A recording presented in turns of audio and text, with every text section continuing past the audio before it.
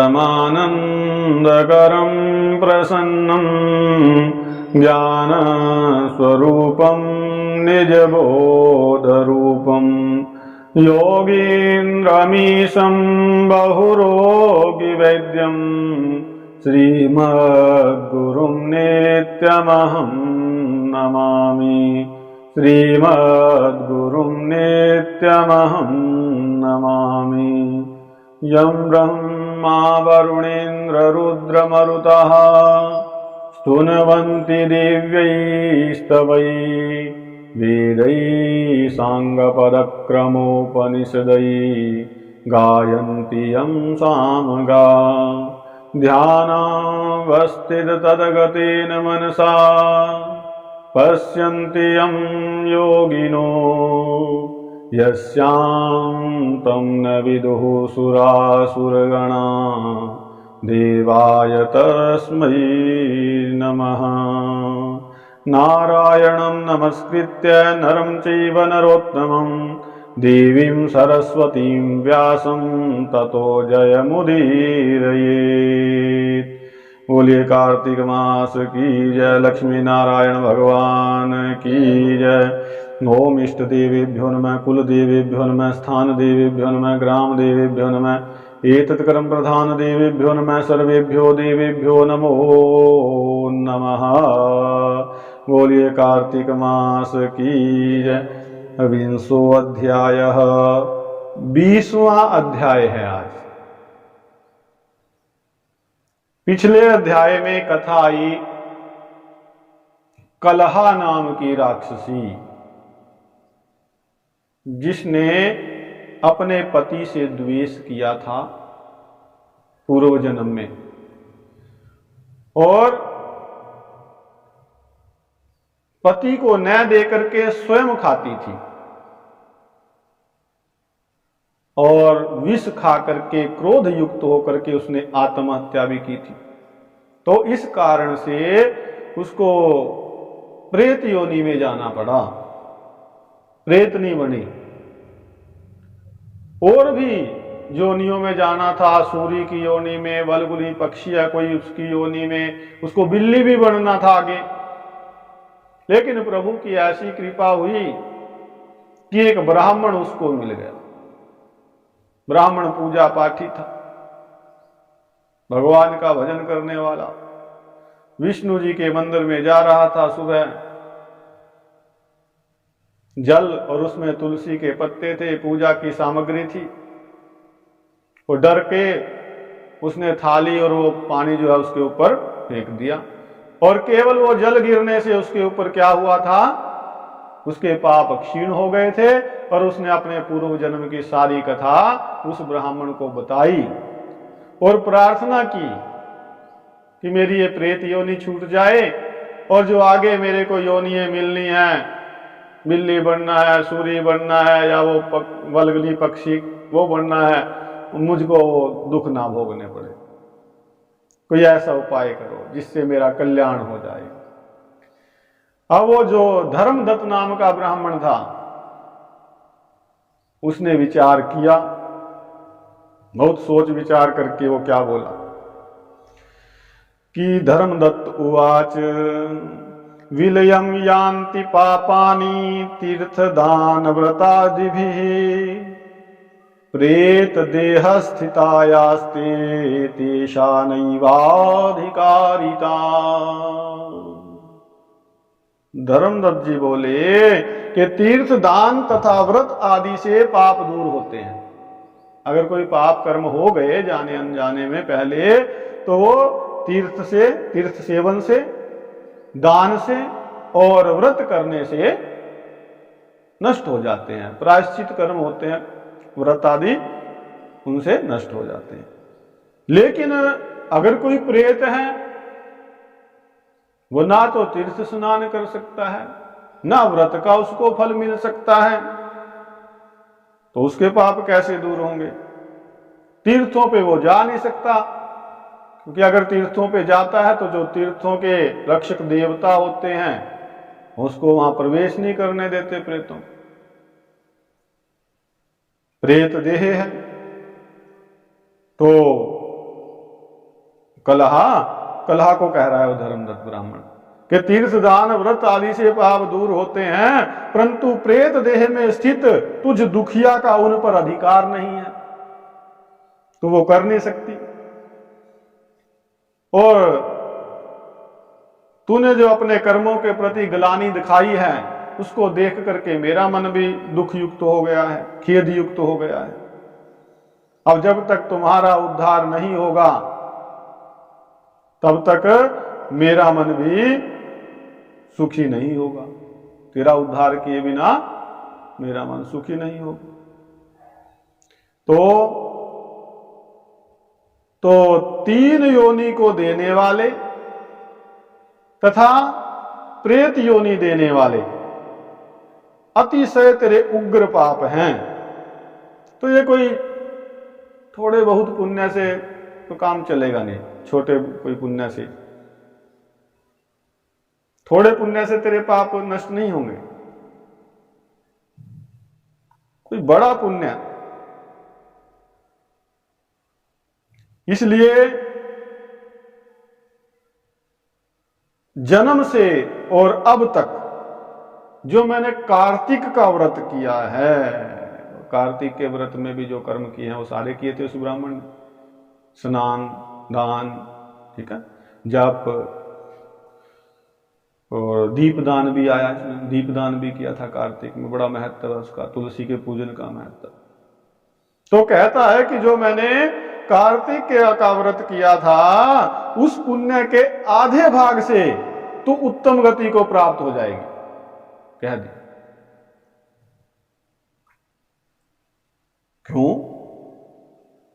क्यों विश्वास है उसे? वो कहता है क्योंकि यज्ञ, दान, तीर्थ ये जितने भी हैं और व्रत, ये पुण्य से कार्तिक व्रत के पुण्य की समता नहीं कर सकते। अर्थात कार्तिक का पुण्य बहुत ज्यादा है। तो नारद जी कहते हैं, ऐसा कहकर जैसे ही धर्मदत्त ने उसे द्वादशाक्षर मंत्र सुनाया जो वो जपता था और तुलसी दलों से मिश्रित जल उस पर छिड़का उसके पाप दूर करने के लिए, और कह दिया संकल्प कि इसके पाप नष्ट हो जाएं, तो इसी से उसकी प्रेत योनि छूट गई। कहा कि तावत प्रेतत्व निर्मुक्ता ज्वलदग्नि शिखोपमा दिव्य रूप धरा जाता लावण्येन यथेंदिरा। कैसे ही प्रेत योनि छूट गई और जलती हुई अग्नि की ज्वाला के समान दिव्य रूप धारण करके, है, लक्ष्मी जी के समान बताया सुंदरी हो। और फिर उसने ब्राह्मण को दंडवत प्रणाम किया, हर्ष से गदगद वाणी में बोली, गदगद वाणी क्या बोली कि हे ब्राह्मण श्रेष्ठ, मैं तुम्हारे प्रसाद से, तुम्हारी कृपा से नरकों से छूट गई और योनियों में जाने से छूट गई, पाप के प्रवाह में डूबी हुई मेरे लिए तो आप नाव के समान हो, नौका के समान हो। तो उस ब्राह्मण से ऐसा कहती हुई वो जो कलहा थी प्रकाशमान तथा विष्णु जैसे रूप वाले गणों से युक्त एक विमान को देखती है। अर्थात उसी समय जब वो बातें कर रही थी उस ब्राह्मण धर्मदत्त से, क्या देखा कि एक प्रकाशमान विमान आ रहा है, बड़ा सुंदर, और उसमें विष्णु भगवान के समान बड़े सुंदर गण है। तो उस कलहा ने जो विमान देखा उसमें दूत थे भगवान के, पार्षद थे, पुण्यशील और सुशील। ये भगवान जी के वैकुंठ लोक में दरवाजे पर ही रहते हैं, द्वारपाल बोले जाते हैं, द्वारपाल थे। उन्होंने उस कलहा नाम की राक्षसी को, अब वो तो राक्षसी है नहीं, राक्षसी योनि तो चली गई, अब तो पुण्यशीला हो गई है, बहुत पुण्य प्राप्त हो गए, उसको पुण्य मिल गए। तो द्वारपालों ने उसको विमान में बिठाया तो उस समय में विस्मित होकर के देख करके आश्चर्यचकित होकर के उस ब्राह्मण ने, धर्मदत्त ने उन भगवान के द्वारपालों को देखा जो बिल्कुल विष्णु जी का स्वरूप थे। विष्णु के समान मान करके उनको दंडवत प्रणाम किया, लेट गए पृथ्वी पर उनके सामने। तो भगवान के उन द्वारपालों ने, विष्णुशील ने, सुशील जी ने प्रणाम करते हुए उस ब्राह्मण को उठाया और उस ब्राह्मण की प्रशंसा करते हुए, उसके सत्कर्मों की प्रशंसा करते हुए क्या कहा? वो गण बोले कि साधु साधु द्विज श्रेष्ठ यत्त्वं विष्णुरतः सदा दीनानुकंपी धर्मज्ञो विष्णु व्रत परायणः। हे द्विज श्रेष्ठ, तुम बहुत अच्छे हो और विष्णु की भक्ति में सदा रत रहते हो। इससे भी बड़ी बात क्या है कि तुम दीनों पर दया करने वाले हो, धर्मज्ञ हो, सदा व्रत में स्थित रहते हो, तत्पर रहते हो, सदा भगवान विष्णु के व्रत में तत्पर रहते हो।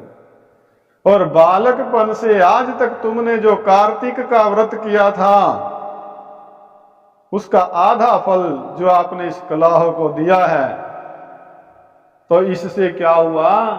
इस जन्म के नहीं, कहा कि इसके पूर्व के 100 जन्मों के जो संचित पाप थे, 100 जन्मों में इसने जितने पाप किए थे वो सारे नष्ट हो गए। ये कार्तिक के व्रत का प्रभाव है। बताया इसके पूर्व जन्म के पाप तो स्नान से ही दूर हो गए थे, जो तुमने स्नान किया था उस स्नान के फल से, और जो हरि का जागरण किया था उससे ही हो गए थे वो पाप नष्ट। तो बताया स्नान से कौन से पाप दूर हुए? इसके पूर्व जन्म के। और जो ये विमान आया है इसके लिए, जिसको देख के तुम आश्चर्य कर रहे हो, ये आया है तुमने जो जागरण किया था भगवान के मंदिर में, व्रत में जो जागरण करते हैं उस जागरण का फल। तो हे साधो, ये नाना प्रकार के भोगों से युक्त वैकुंठ को जा रही है और दीपदान भवई पुण्य तेजसाम रूपमा स्थिता। जो तुमने दीपदान किया था कार्तिक में, उसका भी तो फल मिला था इसको। उससे क्या हुआ? इसको सुंदर तेजस्वी स्वरूप प्राप्त हुआ। ये रूप जो है कार्तिक में दीप जलाने से प्राप्त होता है। और कार्तिक व्रत में किए हुए तुलसी आदि के पूजन का भी ये फल है। और जो तुमने इसको पुण्यदान दिया, यह विष्णु के समीप जाने की अधिकारिणी हुई है। ठीक है जी। वैकुंठ भवनम विष्णु सानिध्यम च स्वरूपतम।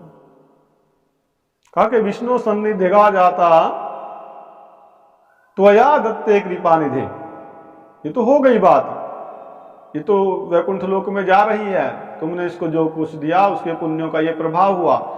लेकिन अब अपने बारे में भी सुनो। तुम पश्य भवस्यांते भार्याभ्याम सहयास्यसि, कि इस जन्म के अंत में स्त्रियों समेत तुम भी विष्णु लोक को जाओगे।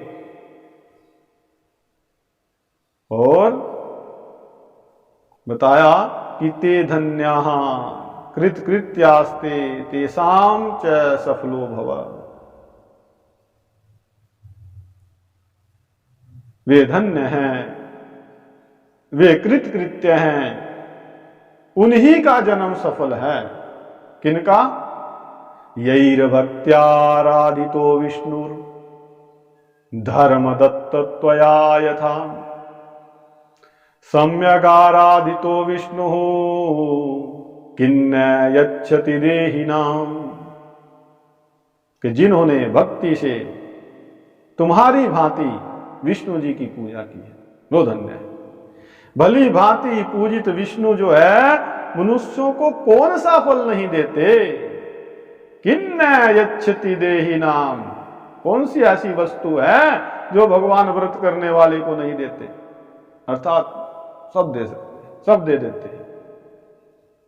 तो जिन्होंने उत्तानपाद के पुत्र ध्रुव को निश्चल स्थान प्रदान कर दिया, उत्तानपाद जी के पुत्र थे ध्रुव जी, उनको आकाश में ध्रुव पद प्रदान किया। बचपन में ही नारद जी की प्रेरणा से बड़ी तपस्या की। तो ध्रुव जी की कथा विख्यात है, सभी जानते हैं, आप सुनी होगी, भागवत में और जगह भी आती है। अब उनके पिता का नाम तो यहां बताया उत्तानपाद, ध्रुव जी के। भगवान ने, उन्होंने मंत्र का जप किया था, तप किया था, व्रत किया था, और उसके प्रभाव से आकाश में उनको स्थिर पद प्राप्त हुआ। हाँ, इनकी माता का यहां वर्णन नहीं आया है। ध्रुव की माता की कथा कार्तिक मास की कथा जब ये पूरी हो जाएगी 29-30 अध्याय, उसके बाद फिर एक दिन सुनाएंगे। बड़ी सुंदर कथा है। कैसी होनी चाहिए ध्रुव जैसे भक्तों की माता, कैसा उनका आचरण होना चाहिए। ध्रुव जैसे भक्त किनके घरों में आते हैं। बहुत कुछ ज्ञानमयी कथा, ज्ञानदायिनी कथा हो। और कैसे हैं वो विष्णु भगवान, जिन्होंने ध्रुव को ध्रुव पद प्रदान किया, स्थिर पद। और जो ग्राह के द्वारा पकड़ा गया गजेंद्र था, ग्राह और गज की बड़ी प्रचलित कथा है कि गजेंद्र हाथियों का राजा जो गज था, और वो एक ग्राह के द्वारा पकड़ा गया था जल में। ग्राह माने मगरमच्छ, उसने पकड़ लिया था उसको। उससे भी भगवान ने गज की मुक्ति कराई थी और अपना गण ही बना लिया था। तो ऐसे भगवान दयालु हैं। कहा कि तुमने भी उन्हीं विष्णु भगवान का पूजन किया है, इसलिए तुम भी कई हजार वर्ष तक दोनों स्त्रियों समेत, 2 स्त्रियां थी उसकी धर्मदत्त की, तो दोनों स्त्रियों समेत संसार में भोग करके उनकी समीपता प्राप्त करोगे। एक तो पुण्य किया, और फिर भाव भी कैसा है कि परोपकारी, दूसरे के दुख को देख करके द्रवित हो जाना, अपना पुण्य ही दे दिया। क्या संबंध था उससे, लेकिन ना, तो ये जो पुण्य का दान था उसका फल कितना मिल रहा है।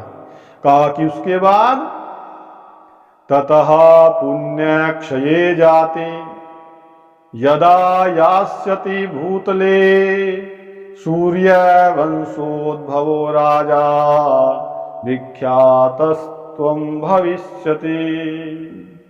तदंतर बताया कि जब पुण्य क्षीण हो जाएगा तब भी पृथ्वी पर आकर के सूर्य वंश में उत्पन्न होकर के एक प्रसिद्ध राजा होंगे। कौन से प्रसिद्ध राजा होंगे सूर्य वंश में?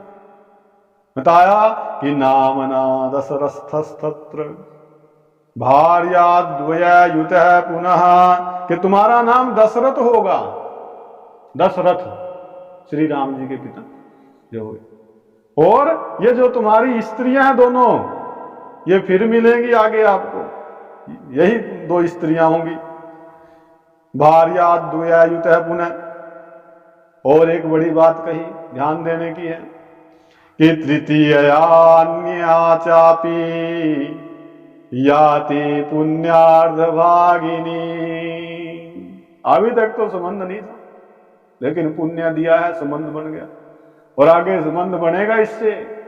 ये जो कलहा नाम की राक्षसी थी, जो अब वैकुंठ लोक को जा रही है, तुम्हारे पुण्यों के कारण तुम्हारे आधे पुण्यों की जो भागिनी बनी है, कहा कि इस कारण से ये भी तुम्हारी पत्नी होगी। तो इस प्रकार तुम्हारी अगले जन्म में 3 पत्नियां होंगी। पुण्यार्थ भागिनी, आधे पुण्य की अधिकारिणी बना दिया ना तुमने, तो इसलिए ये भी तुम्हारी पत्नी हो जाएगी। तो उस जन्म में भी बताया कि विष्णु भगवान पृथ्वी पर तुम्हारी समीपता प्राप्त करेंगे, अर्थात तुम्हारे समीप रहेंगे। और इतना ही नहीं, इतना कहा कि आत्मानम तव पुत्रत्वे,